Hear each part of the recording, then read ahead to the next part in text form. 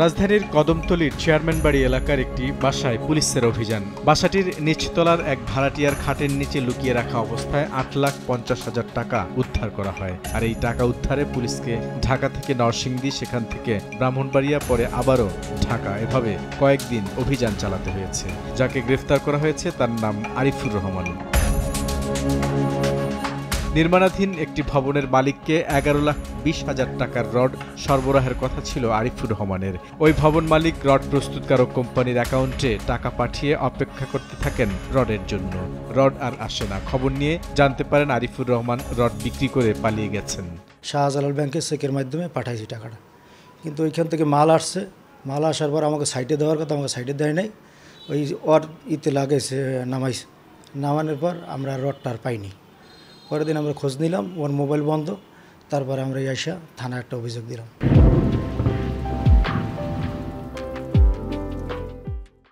এই মামলা তদন্ত করতে গিয়ে পুলিশ প্রতারণার একটি নতুন ধরন সম্পর্কে জানতে পেরেছে। গ্রেফতারকৃত আরিফুর নিজেকে বড় একজন রড বিক্রেতা পরিচয় দিয়ে নির্মাণাধীন ভবন মালিকদের টার্গেট করেন। কেউ তার কাছ থেকে রড কিনতে রাজি হলে কোম্পানির অ্যাকাউন্ট নম্বরে টাকা পাঠাতে বলেন। টাকা জমার রসিদ নিয়ে আরিফ যান কোম্পানির কাছে। একটি ডিলারের ঠিকানা দিয়ে অর্ডারকৃত রড পাঠাতে বলেন। পরে সেখান থেকে ওই রড নিয়ে অন্য কোথাও বিক্রি করে দেন।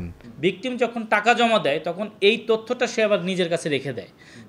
সে আবার তার পছন্দ মতো ডিলারের কাছে যেয়ে বলে যে কেস কোম্পানি আমি টাকা জমা দিয়েছি, আপনার কাছে আমার 10 টন বা 15 টন রড দিয়ে যাবে, এটা ভাই আসলে আপনি আমাকে দেবেন। ওই ডিলার আবার ওই টাকা এখানে যেমন মদিনা ট্রেডার্স ওই রডগুলো তারা জমা নেয়। রডগুলো যখন রিসিভ করে তখনই সে কী করে, এই রডটা নিয়ে ওখান থেকে ট্রাকে ভরে তার অন্য জায়গায় নিয়ে বিক্রি করে। এই মাঝখানে সে অন্যের টাকা দিয়ে রড নিয়ে সে মাঝখানের এই রডটাকে আবার অন্য জায়গায় বিক্রি করে টাকাটাকে ক্যাশ করে ফেলে এই প্রতারক আরিফ।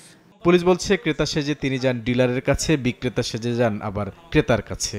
আমাদের কাছে এই প্রথম এই মামলাটি এসেছে, বাট আমরা তদন্তকালে দেখতে পেরেছি যে তিনি এর আগেও বেশ কয়েকটা ঘটনা ঘটিয়েছেন এবং এটা এই বিশেষ করে রড প্রতারণা এটা তার একটা অভিনব প্রক্রিয়া। অসংখ্য মানুষের কাছ থেকে রড সরবরাহের কথা বলে বিপুল টাকা হাতিয়ে নেওয়ার তথ্য প্রমাণ পেয়েছে পুলিশ।